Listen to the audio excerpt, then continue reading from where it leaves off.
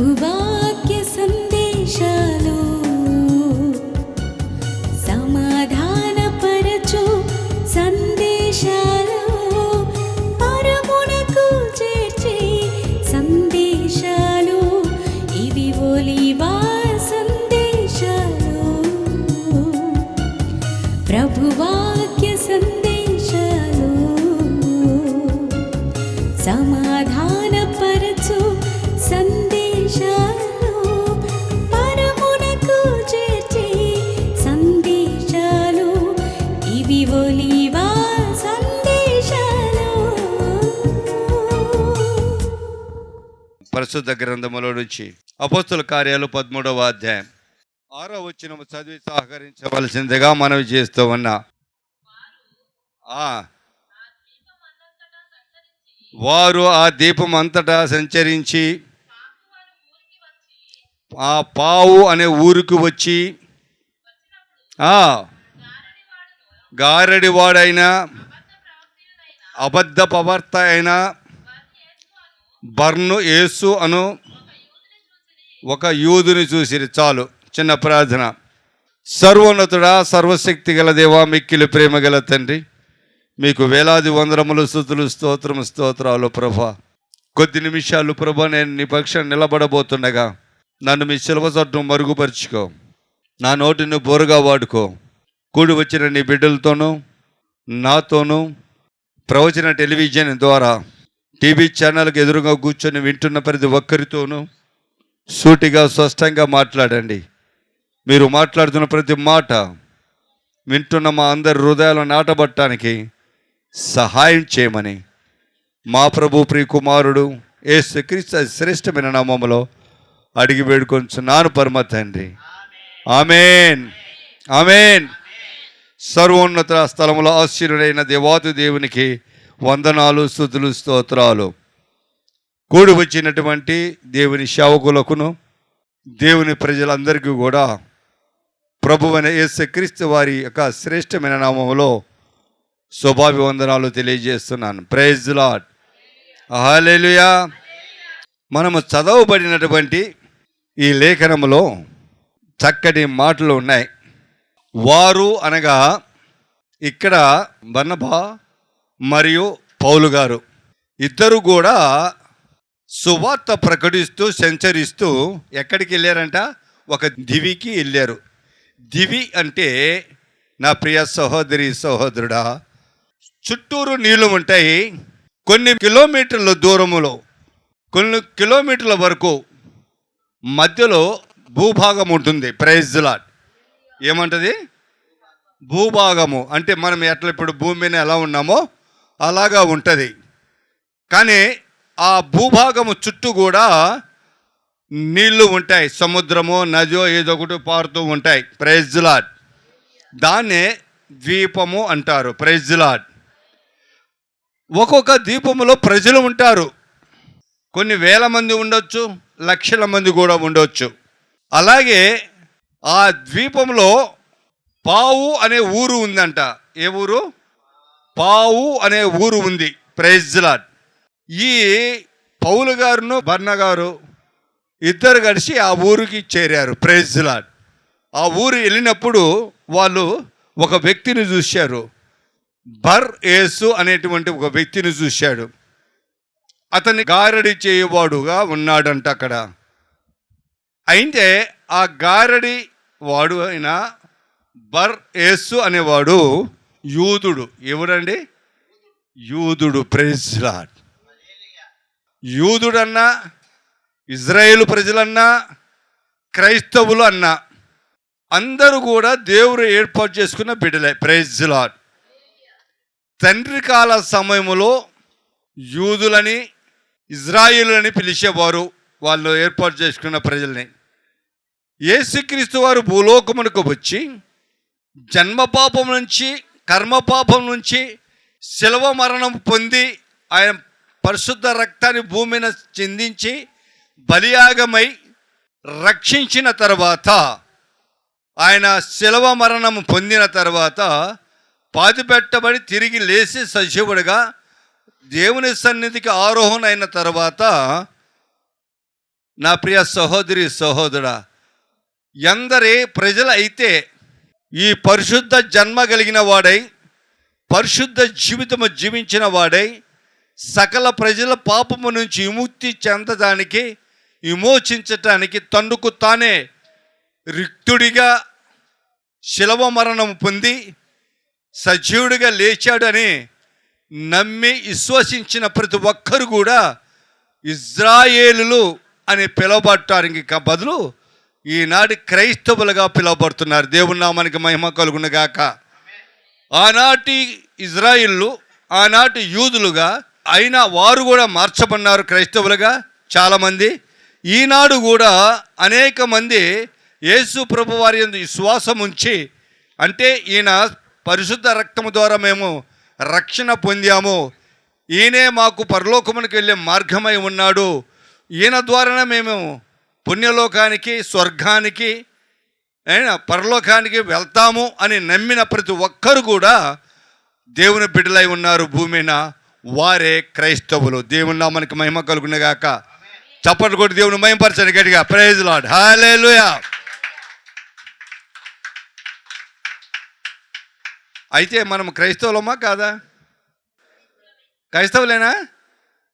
నిజంగా నిజమైన క్రైస్తవులా? పరిపూర్ణమైన క్రైస్తవులా? క్రమ క్రైస్తవులా? ఆచార క్రైస్తవులా? నామకార్థ క్రైస్తవులా? ఏ క్రైస్తవులు మీరు? ఇక్కడ కూర్చున్న ప్రతి ఒక్కరు ఎవరికి వారు ప్రశ్నించుకోండి. ఎవరి వారు హృదయపూర్వకంగా ఆలోచన చేయండి. మీకే తెలుస్తుంది మీరు ఎటువంటి క్రైస్తవులో. నిజ క్రైస్తవులా? ఆచార క్రైస్తవులా? క్రమ క్రైస్తవులా? నామకార్థ క్రైస్తవులా అనేది మీకే అర్థమవుతుంది. దేవుని నామానికి మహిమ కలుగునుగాక. ఇది సత్యమైన వాళ్ళు అని నమ్మిన వారందరూ గట్టిగా సపోర్ట్ కొట్టింది. గట్టిగా అందరూ ప్రైజ్ లార్డ్. యేసు ప్రభువు ఏర్పాటు చేసుకున్న క్రైస్తవ సమాజం ఇది. క్రైస్తవ బిడ్డల మీద మనము విన్నాం. ఆనాడు యూదుడు అయినటువంటి బర్ యేసు అనే ఒక వ్యక్తి గారడి విద్య నేర్చుకొని యేసు సువార్త ప్రకటించు వారికి వ్యతిరేకంగా ప్రవర్తిస్తున్నటువంటి గుణలక్షణాలు కలిగిన వాడై ఉన్నాడు అక్కడ అని ఈ పౌలు గారు బర్నబా గారు చూశారంట. Praise lord. అదే వాళ్ళు అక్కడ రాయబడింది. ఎక్కడ చూశారు వీళ్ళు? ద్వీపంలో. ఆ ద్వీపంలో ఎక్కడ చూశారు? పావు అనే ఆ యొక్క దేశానికి రాజధాని అది. Praise Lord. ఆ దేశానికి ఏంటి రాజధాని? ఆ ఊరు పావు అనే ఊరు రాజధాని. Praise Lord. కాబట్టి ఆ ఊరిలో చూశారంట. నా ప్రియ సహోదరి సహోదరా, మీకు ద్వితోపదేశ కాండంలో ఒక మాట వినిపించి చదివించి తర్వాత నేను ముందుకు వెళ్ళిపోవాలని ఆశపడుతున్నా. ద్వితోపదేశ కాండము 18వ అధ్యాయము 10వ వచనం నుంచి చదవండి. తమ కుమారులనైనను తమ కుమార్తెలనైనను అగ్నిగుండము దాటించు వానికైనను శగునములు చెప్పు సోదిగాన్లకైనను మేఘ శగునములను సర్ప శగునములను చెప్పువానికి అయినను చల్లంగి వానికైనను మాత్రికుడికైనను ఇంద్రజాలకుడైనను కర్ణ పిశాచి దగువాడికి అయినను దయ్యముల యొద్ద విచారణ చేయువాడికి అయినను ఏం చేయాలంటమ్మా? మీ మధ్య కంటే ఇజ్రాయేలు ప్రజలను ఎలా ఉండనికుండా ఆజ్ఞాపించాడో నేను అంటున్నాను. ఈరోజు క్రైస్తవ సమాజము ఉన్న క్రైస్తవ సమాజములో సంఘాలుగా కట్టబడుతున్న మందిరాలలో ఉంటున్న లేదా పాలెములలో గూడెములలో ఉన్నటువంటి క్రైస్తవ సమాజంలో ఎవడైనా కానీ ఈ గుణలక్షణాలకు కలిగిన వాడై ఉంటే వాడిని ఆ గ్రామంలో ఉండని కాకండి అంటున్నాడు. ఆ గ్రామంలో ఉండని. వాడు నీ కుమారుడు కావచ్చు, నీ కుమార్తె కావచ్చు, వర్షకు కుమార్తెడు కావచ్చు, వర్షకు కుమారుడు కావచ్చు. అయినా సరే వాణ్ణి ఇంకా ఊరిలో ఉంచగాకండి, మీ మధ్య ఉంచగాకండి. ఎందుకంటే అది దేవునికి ఏమట, చదువురా. వీటిని చేయు ప్రతివాడును యెహోవాకు హేయుడు. ఆ హేయమైన వాటిని బట్టి నీ దేవుడైన యెహోవా ఆ జనములను వెళ్ళగొట్టాయి. ఎందుకంటే వాని బట్టి విశ్వాసుల సైతము వెళ్ళగొడతారంట ఆ గ్రామం నుంచి.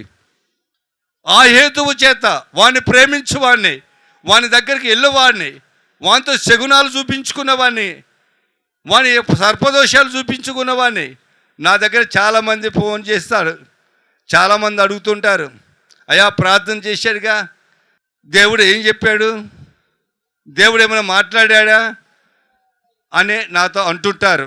నేను అంటాను చాలామందితో, నా మైండ్ పాడైపోయి ఎట్ట కనపడుతున్నానమ్మా, శగునిగానుగా కనపడుతున్నానా? నేనేంటి శగునిగానుగా శకనము చెప్పువానిగా అంటున్నానా? నేను దేవుని పెట్టానమ్మా, పాస్టర్ గారినమ్మా. దేవుడు ఇష్టమైతే నాకు సమాధానం ఇచ్చినప్పుడు నేను చెప్తా, దేవుడు నాకు బయలుపరిస్తే నీకు చెప్తా. నువ్వు వచ్చావు, నేను రూపాయి కానుక పెట్టలేస్తున్నాను, ఒక 10 రూపాయల కానుక పెట్టలేస్తున్నాను, నాకు శగనం చెప్పు అంటే నేను శగనం చెప్పవాలి. ఈ దాంట్లో రాశాడు, శగునగాళ్ళు, మేఘా శగనము, సర్ప శగనము, ఇవన్నీ బయట దొరుకుతాయి రోడ్డు మీద, నా దగ్గర కాదు, దేవుని బిడ్డల దగ్గర కాదు, దేవుని మందిరాలలో దొరకవు. బాగా ఆలోచన చేయండి. అట్టువారంటే హేయము ఎవరికి? నీ తండ్రి అయిన దేవాతి దేవునికి, నువ్వు ఆరాధిస్తున్న దేవునికి, నువ్వు పూజిస్తున్న దేవునికి హేయము అంటే ఇష్టము లేదు. వాళ్ళంటే పడదు ఆయనకే, వాళ్ళంటే అసహ్యము.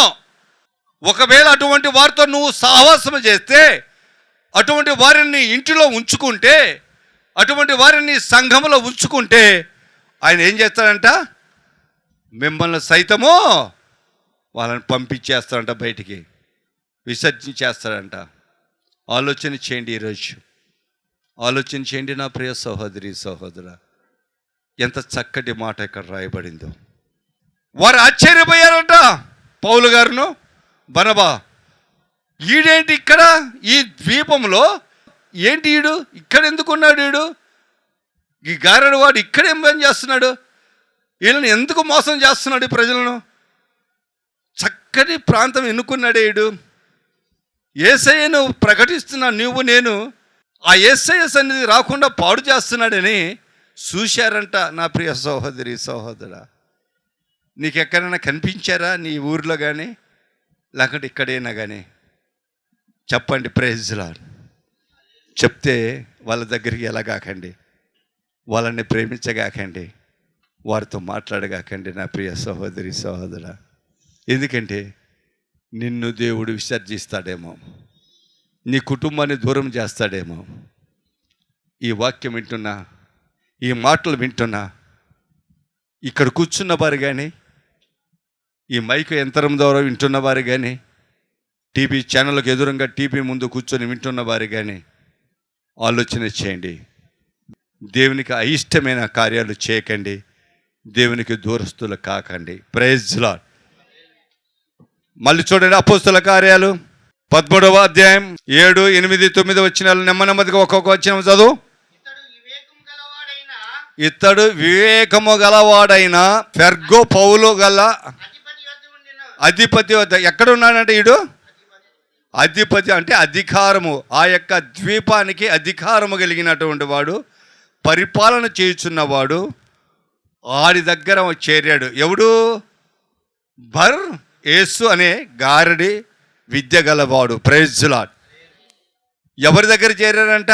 ఆ ద్వీపానికి అధిపతి అయిన, అంటే ఆ యొక్క అజమాయిషి కలిగినటువంటి, అధికారము కలిగినటువంటి, ప్రజలను పాలించు వాని యొద్ద చేరాడంట.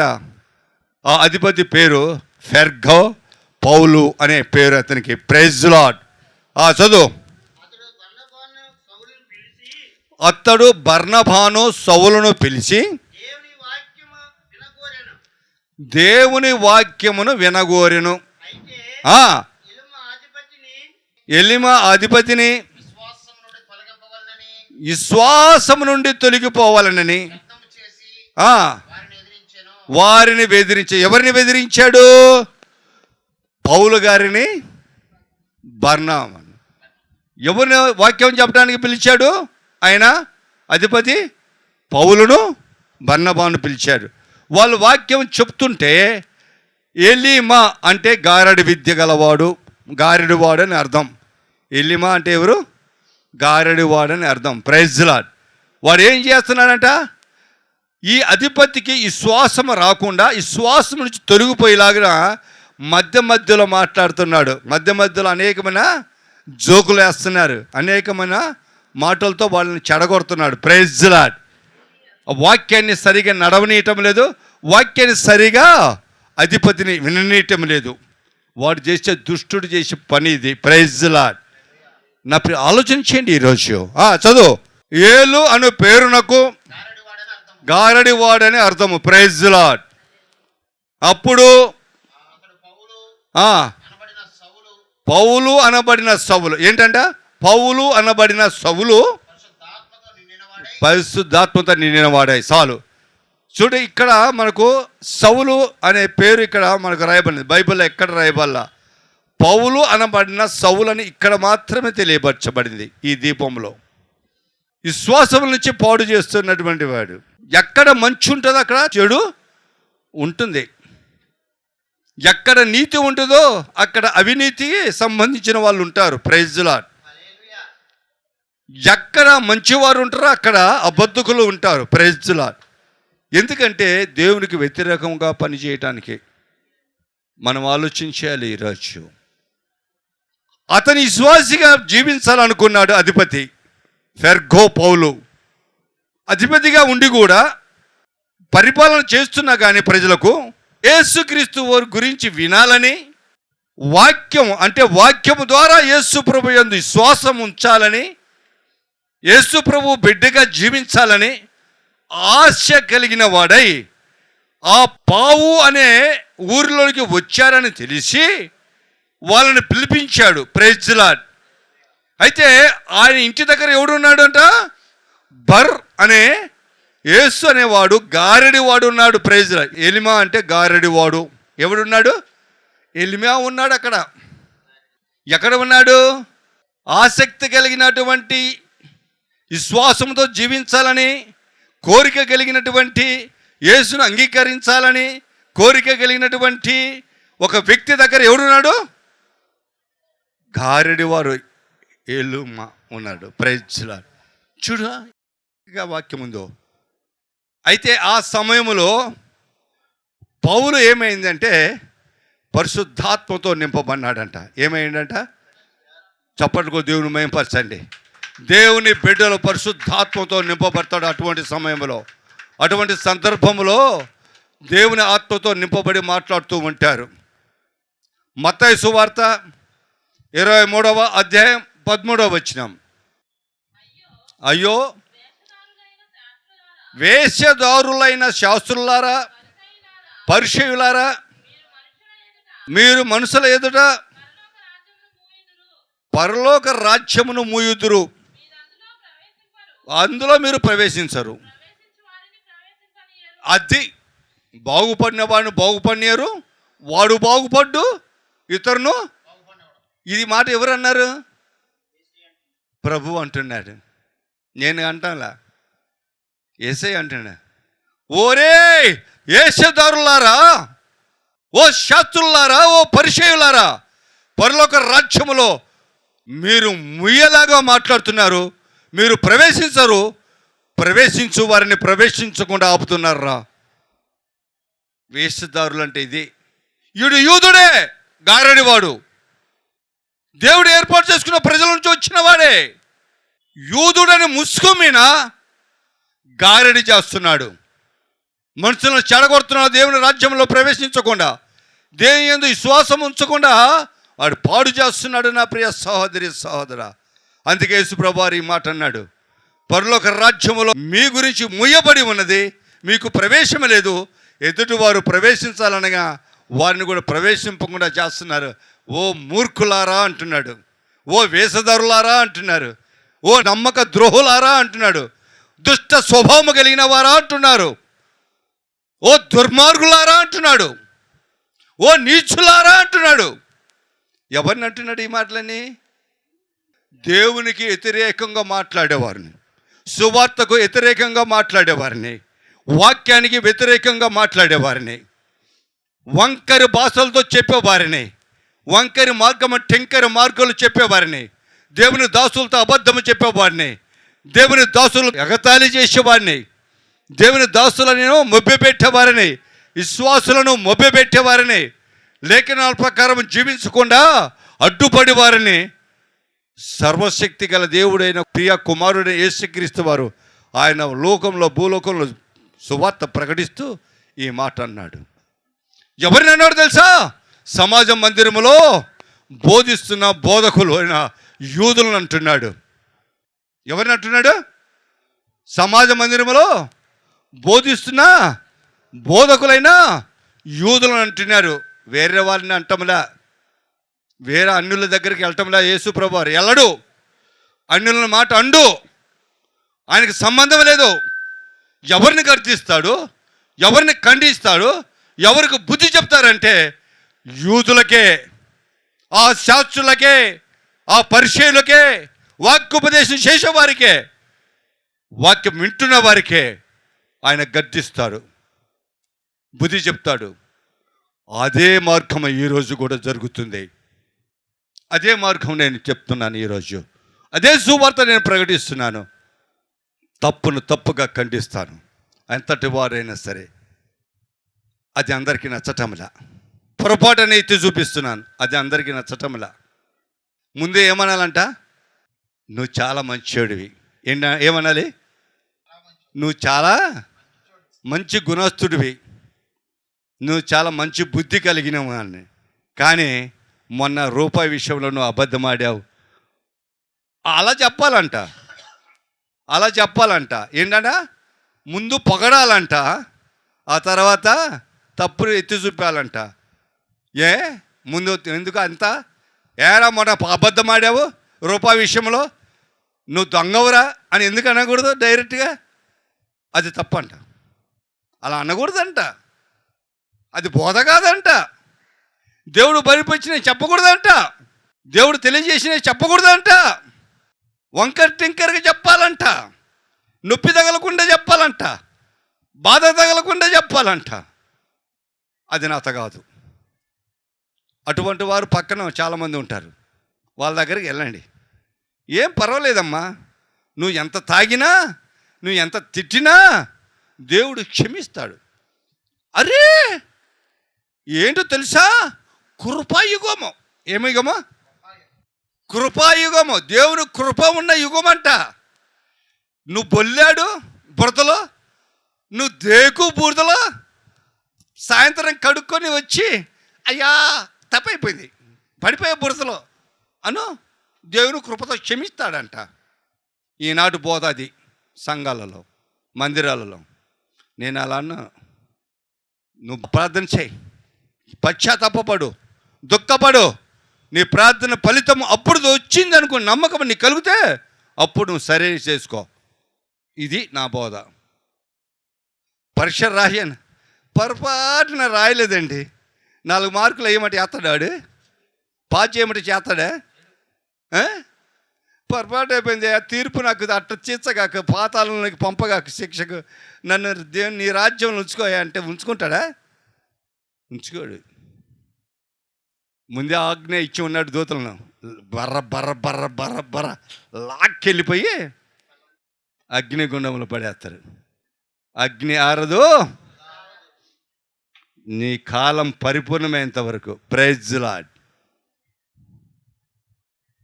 నా ప్రియ సహోదరి సహోదరు, మనము ఒక బైబిల్లో ఒక మాట అంటాం, నీ రాకడ వచ్చేంత వరకు, నా మరణము వచ్చేంత వరకు నన్ను కాపాడు ప్రభు అంటామా లేదా? దాని అర్థం ఏంటి తెలుసా? నువ్వు శారీరకంగా చనిపోయినా, పాతాళంలో అగ్ని జ్వాలలతో రగులుతున్నా, ఆయన తీర్పు దగ్గర కూర్చొని ఆ సింహాసనం దగ్గర తీర్పు తీర్చేంత వరకు, ఆయన సమయం వచ్చేంత వరకు నువ్వు కాల్చాల్సిందే, ఆ అగ్నిలో కాలబడుతున్నానే. అందుకే 16వ అధ్యాయం, లూకా సువార్త 16వ అధ్యాయం మనకు తెలియజేశాడు ప్రభు అయిన యేసుక్రీస్తు వారు ఉపమాన రీతిలో. ప్రైజ్ లార్డ్, హల్లెలూయా. ఓరే యేసుదారులారా, ఓ శత్రులారా, ఓ పరిచయులారా, మీరు పరలోక రాజ్యములో ప్రవేశించగా మూతేసి ఉన్నారు, ఏరువాలం ప్రవేశించడానికి కూడా మీరు ప్రవేశింపగా వారి దారి తప్పిస్తున్నారని అంటున్నాడు. ఎందుకంటే ఇదిగో ఇటువంటి వాడే గారెడు వాడు, బర్న్ యేసు అనేవాడు లాగా. ఆ యొక్క ఫర్గో పౌలు గారు వాక్యం విని బాగుపడాలనుకుంటుంటే మధ్యలో ఇడు పుల్లేస్తుంటాడు ఒక మాట. ఇవన్నీ అట్లనే జరుగుతుంటాయిలే, ఇక్కడ ఇట్లనే ఉంటుందిలే. నా ప్రియ సహోదరి సహోదరుడా, అడ్డు తలగాకండి దేవుని ప్రణాళికకి, దేవుని కార్యాలకు అడ్డు తగలగాకండి, అబద్ధం ఆడగాకండి, మోసపు మాటలు చెప్పకండి. వాక్యం చెప్తుంటే వాక్యం చెప్పనీయండి. విన్నవాడు బాగుపడతాడు, నువ్వు బాగుపడకపోతే. దేవుని నామానికి మహిమ కలుగును గాక. పోతే రెండో మాట అక్కడ ఉండండి. ఆయన ఏం చేశాడంట, పౌలు గారు పరిశుద్ధాత్మతో నింపబడినాడంట. Praise lord. పరిశుద్ధాత్మతో నింపబడినాడంటే అర్థం ఏంటి చూడమ్మా.